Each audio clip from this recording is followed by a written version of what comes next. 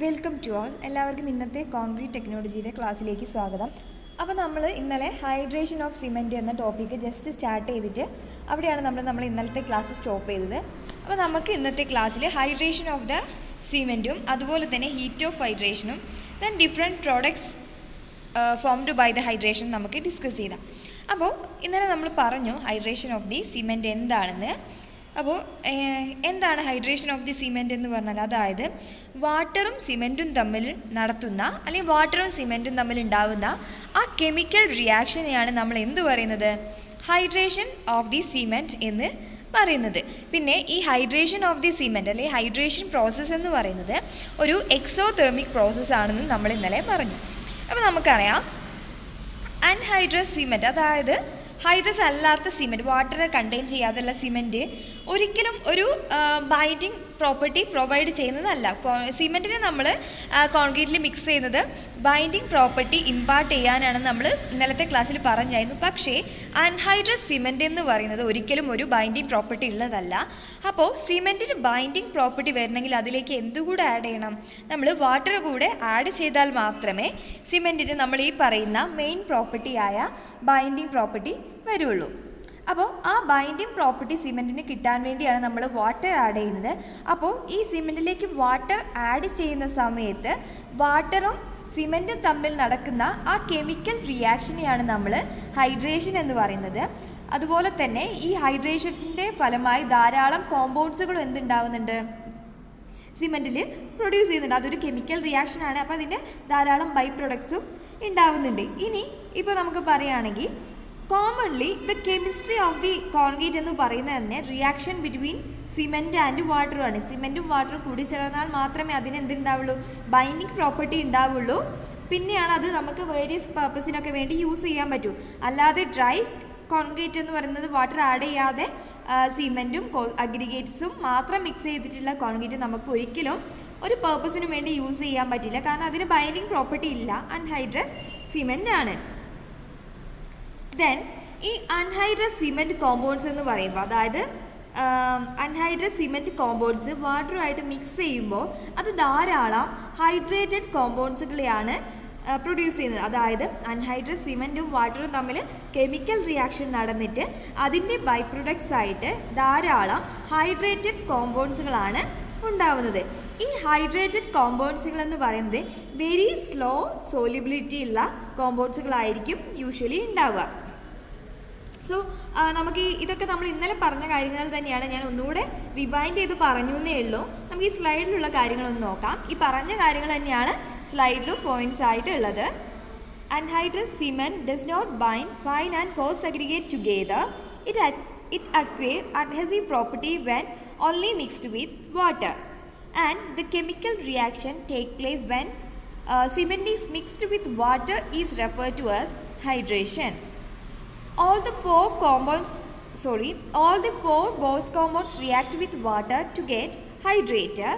അതായത് നമ്മൾ ഇന്നലത്തെ ക്ലാസ്സിൽ പറഞ്ഞത് സിമെൻറ്റിൽ ധാരാളം ഓക്സൈഡ്സുകളുണ്ട്. ഈ ഓക്സൈഡ്സ് തന്നെ പരസ്പരം റിയാക്ട് ചെയ്തിട്ട് ധാരാളം കോമ്പൗണ്ട്സുകൾ ഉണ്ടാവും എന്നൊക്കെ നമ്മൾ പറഞ്ഞിരുന്നു.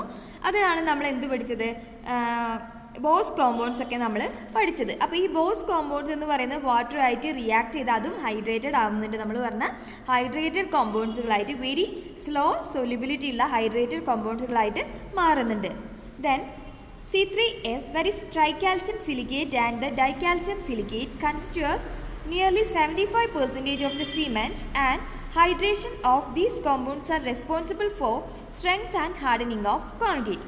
അപ്പോൾ മോസ്റ്റ്ലി സിമെൻറ്റിൽ ഏറ്റവും കൂടുതൽ അടങ്ങിയിരിക്കുന്ന രണ്ട് കോമ്പൗണ്ട്സ് ആണ് C3S ആൻഡ് C2S എന്ന് പറയുന്നത്. രണ്ടും കൂടി കമ്പൈൻ ചെയ്തിട്ട് 70-80% ഓഫ് സിമെൻറ്റിൽ അടങ്ങിയിട്ടുണ്ട്.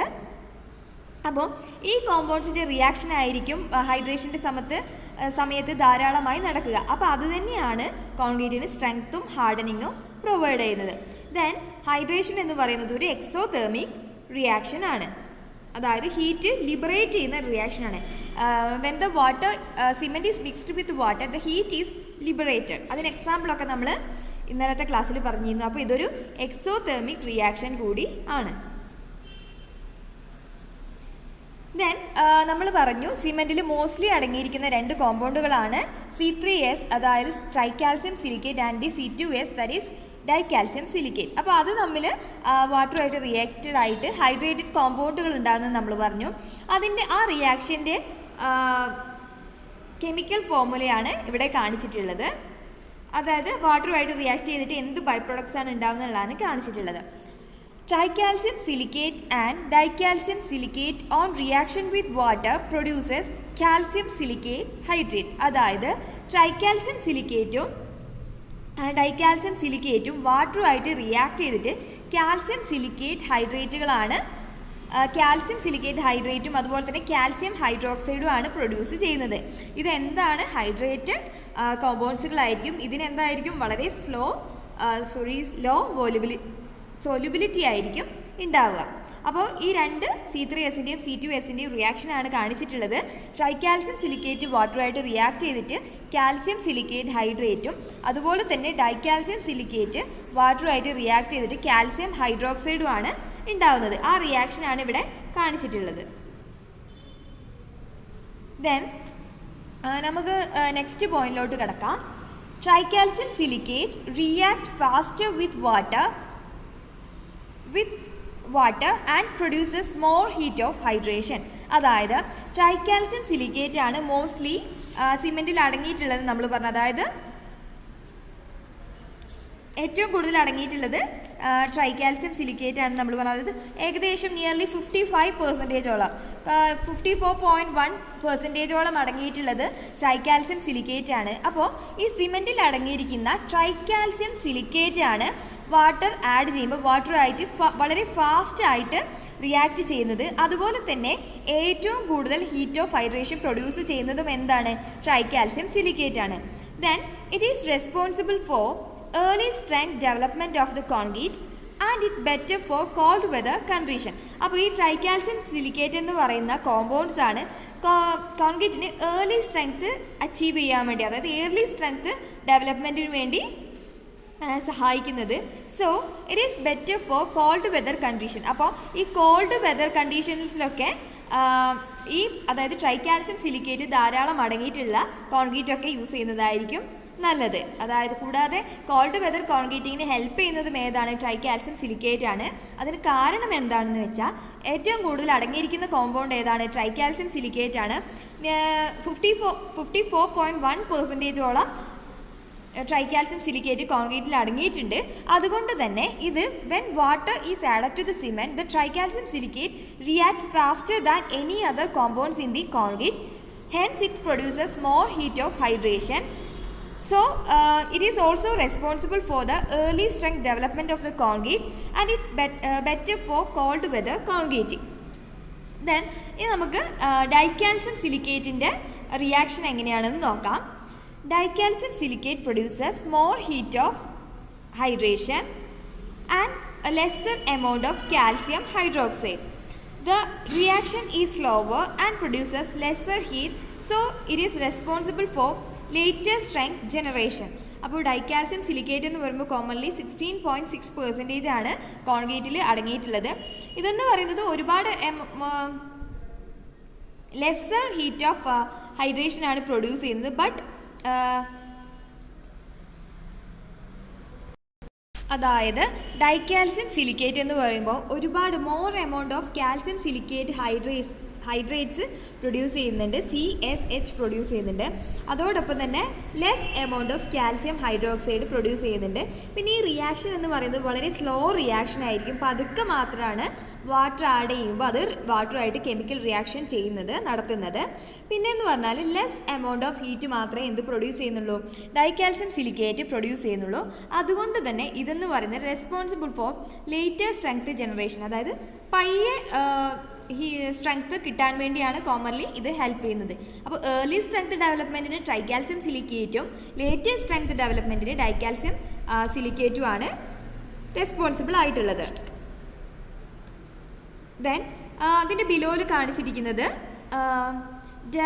Development of strength of pure compounds, അതായത് കോൺക്രീറ്റിൻ്റെ സ്ട്രെങ്ത് അച്ചീവ് ചെയ്യുന്നതിൽ C3Sഉം C2Sഉം ഇമ്പാർട്ട് ചെയ്യുന്ന ആ ഒരു റോളിനെയാണ് കാണിച്ചിരിക്കുന്നത്. രണ്ടും കൂടെ യൂസ് ചെയ്യുമ്പോൾ അതായത് അല്ലെങ്കിൽ 4 കോമ്പൗണ്ട്സ് യൂസ് ചെയ്യുമ്പോൾ അതിനെങ്ങനെ അത് സ്ട്രെങ്ത്തിനെ ഇമ്പാർട്ട് ചെയ്യുന്നുണ്ട് എന്നൊരു ഫിഗറാണ് കാണിച്ചിട്ടുള്ളത്.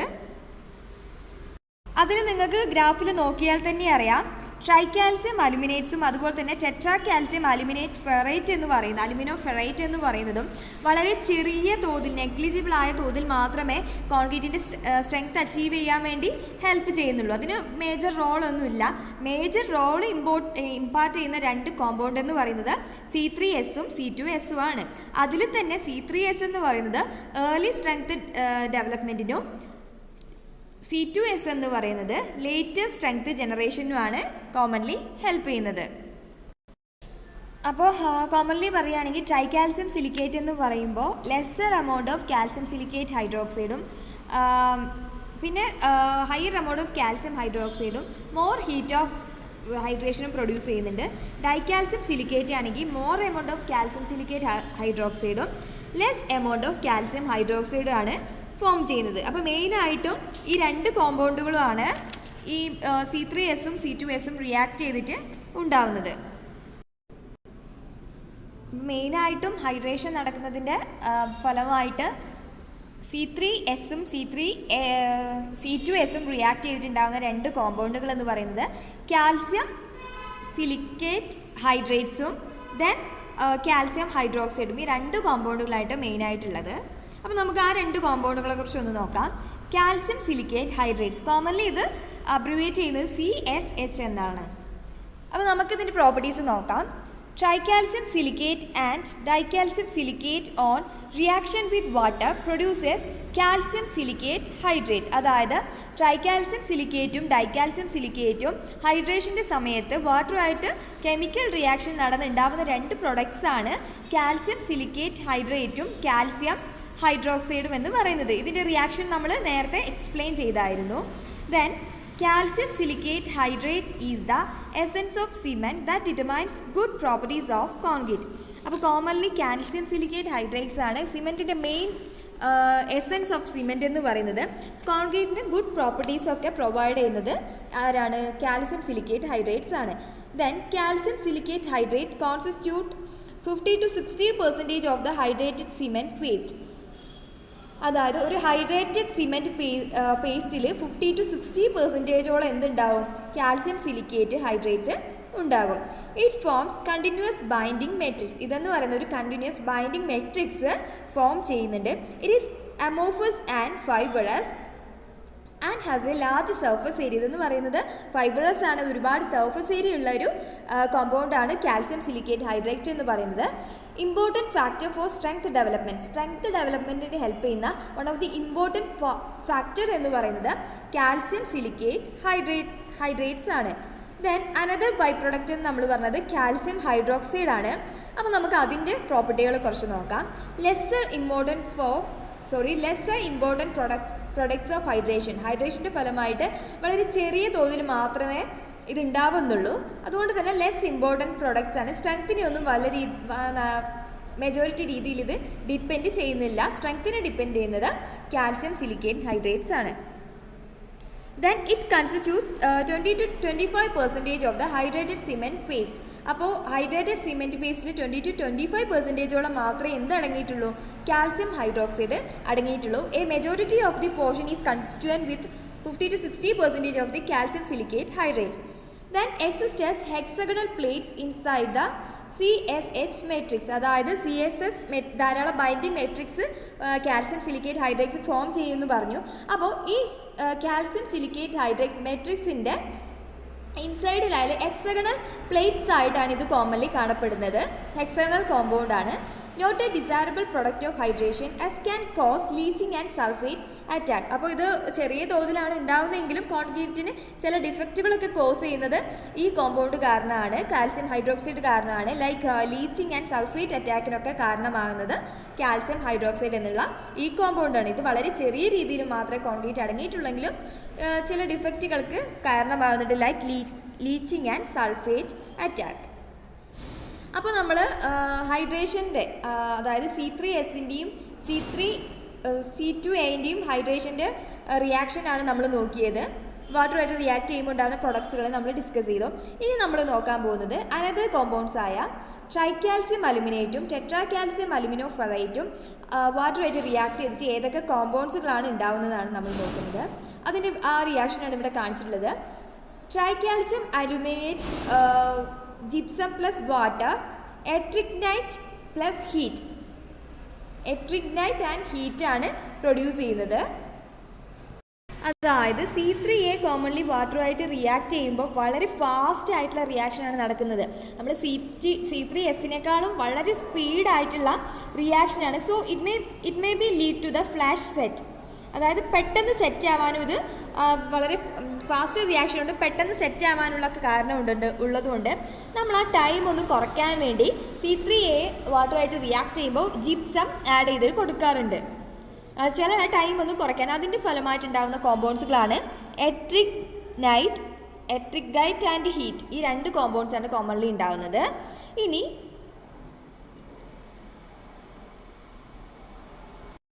അപ്പോൾ ഈ ഉണ്ടാകിയ എട്രിഗേറ്റ് എന്ന് പറയുന്നത് അൺസ്റ്റേബിൾ ആണ്. അപ്പോൾ അത് എഗെയിൻ വാട്ടറുമായിട്ട് റിയാക്ട് ചെയ്യും. അതാണ് രണ്ടാമത്തെ സ്റ്റെപ്പിൽ കാണിച്ചിട്ടുള്ളത്. C3A plus ettringite plus water mono sulphate hydrate എന്ന് പറയുന്ന ഫർദർ കോമ്പൗണ്ട് പിന്നെയും ഉണ്ടാക്കാറുണ്ട്. Hydration of C3A and C4AF are similar. അപ്പം ട്രൈക്കാൽസ്യം അലുമിനേറ്റിൻ്റെയും ടെട്രാ കാൽസ്യം അലുമിനോ ഫെറൈറ്റിൻ്റെയും ഹൈഡ്രേഷൻ എന്ന് പറയുന്നത് സിമിലർ ആണ്. The hydration product is calcium alumino trisulphate hydrate, that is ettringite, which is neat like and structure. അപ്പോൾ അതിൻ്റെ ബൈ പ്രോഡക്റ്റ് എന്ന് പറയുന്നത് കാൽസ്യം അലുമിനോ ട്രൈസൾഫേറ്റ് ഹൈഡ്രേറ്റ് ആണ്. അതിന് ഷോർട്ടാക്കി എഴുതിയിരിക്കുന്നതാണ്, അല്ലെങ്കിൽ അബ്രിവേഷൻ വേർഡാണ് നമ്മൾ കാണിച്ചിട്ടുള്ളത്. Then ettringite is unstable and on further hydration forms monosulphate hydrate. അപ്പോൾ നമ്മൾ പറഞ്ഞു ഇതെന്താണ്, അൺസ്റ്റേബിൾ ആണ്. അതായത് C3A plus or C4AF plus gypsum plus water react ചെയ്തിട്ട് ഉണ്ടാകുന്ന ബൈ പ്രോഡക്റ്റ് അൺസ്റ്റേബിൾ ആണ്. അപ്പോൾ അത് ഫർദർ ആയിട്ട് വാട്ടറായിട്ട് ഒന്നും കൂടി റിയാക്ട് ചെയ്തിട്ട് മോണോസൾഫേറ്റ് ഹൈഡ്രേറ്റ് ഫോം ചെയ്യുന്നുണ്ട്. After hydration few compounds remain unhydrated and ceases unhydrated cement. അപ്പോൾ പിന്നെ ഹൈഡ്രേഷൻ കഴിഞ്ഞു കഴിഞ്ഞാലും ഇതിൽ എന്താണ്, ചില കോമ്പൗണ്ട്സ് ഒക്കെ അൺഹൈഡ്രേറ്റഡ് ആയിട്ട് തന്നെ റിമെയിൻ ചെയ്യും. അതുകൊണ്ട് തന്നെ ഇതിനെ അൺഹൈഡ്രേറ്റഡ് സിമെൻറ്റ് എന്നാണ് കോമൺലി പറയുന്നത്. അപ്പോൾ നമ്മൾ 4 ബോസ് കോമ്പൗണ്ട്സ് പഠിച്ചു. ഏതൊക്കെയാണ്? Tricalcium silicate, dicalcium silicate, tricalcium aluminate and tetra calcium alumino ferrite. അപ്പോൾ ഈ 4 കോമ്പൗണ്ട്സിലും സിമെൻറ്റിൽ വാട്ടർ അടയുമ്പോഴുള്ള റിയാക്ഷനെ കുറിച്ച് നമ്മൾ ഡിസ്കസ് ചെയ്തു. അതിൻ്റെ ബൈ പ്രൊഡക്ട്സുകളെ കുറിച്ചൊക്കെ നമ്മൾ ഡിസ്കസ് ചെയ്തു. ഈ ടേബിൾ എന്ന് പറയുന്നത് സിമെൻറ്റിൻ്റെ റോ മെറ്റീരിയലും അതിൽ പിന്നെ ഡിഫറെൻറ്റ് ടൈപ്പ് ഓഫ് ഓക്സൈഡ്സും പിന്നെ അത് ഉണ്ടാകുന്ന ഓക്സൈഡ്സ് ഉണ്ടാകുന്ന കോമ്പോസിഷനെ കുറിച്ചൊക്കെയാണ് നമ്മൾ കാണിച്ചിട്ടുള്ളത്. അപ്പോൾ നമുക്ക് നോക്കാം. നമ്മൾ ആദ്യം പഠിച്ചു raw material of the cement എന്ന് പറയുന്നത് ഏതൊക്കെയാണ്? Limestone, clay, then calcareous and argillaceous material ആണ്. അതിലും പിന്നെ ചില കമ്പോണൻ്റ് എലമെൻറ്റ്സ് ഉണ്ട്. അതെന്ന് പറയുന്നത് oxygen, silicon, calcium, aluminium, iron, then oxide composition. ഇവ തമ്മിൽ റിയാക്ട് ചെയ്ത് ചില ഓക്സൈഡുകൾ ഉണ്ടാവുമെന്ന് നമ്മൾ പറഞ്ഞു. ആ ഓക്സൈഡുകളെ നമ്മൾ കാണിച്ചിട്ടുണ്ട്. Calcium oxide, silica oxide, aluminium oxide, iron oxide. Then പിന്നെ അത് ബേൺ ചെയ്തിട്ട്, അതായത് കിന്നിലിട്ട് ഹൈ ടെമ്പറേച്ചറിൽ ബേൺ ചെയ്തിട്ട് നമ്മൾ ഉണ്ടാകുന്ന പ്രൊഡക്ട്സിനെയാണ് നമ്മൾ ബോസ് കോമ്പൗണ്ട്സ് എന്ന് പറയുന്നത്. ആ കോമ്പൗണ്ട്സ് ഏതൊക്കെയാണെന്ന് കാണിച്ചിട്ടുണ്ട്. അതൊന്നും നമ്മൾ ഡിസ്കസ് ചെയ്യേണ്ട ആവശ്യമില്ല. പിന്നെ ഈ അതാണ് ക്ലിങ്കർ എന്ന് പറയുന്നത്. ക്ലിങ്കറിലാണ് ഈ 4 ബോസ് കോമ്പൗണ്ട്സ് ഉണ്ടാവുക. അത് പിന്നെ ഫർദർ ഗ്രൈൻഡ് ചെയ്തിട്ടാണ് നമുക്ക് എന്ത് കിട്ടുക? വേരിയസ് ടൈപ്പ് ഓഫ് സിമെൻറ്റ് കിട്ടുന്നത്. പിന്നെ ഈ സിമെൻറ്റ് ഹൈഡ്രേഷന് വിധേയമായിട്ട് നമ്മൾ നേരത്തെ പറഞ്ഞ പ്രൊഡക്ട്സ് ഓഫ് ഹൈഡ്രേഷനൊക്കെ ഉണ്ടാവുന്നുണ്ട്. അപ്പോൾ ഇത്രയാണ് നമ്മൾ ഇന്ന് ഡിസ്കസ് ചെയ്ത ക്ലാസ്. Okay, thank you.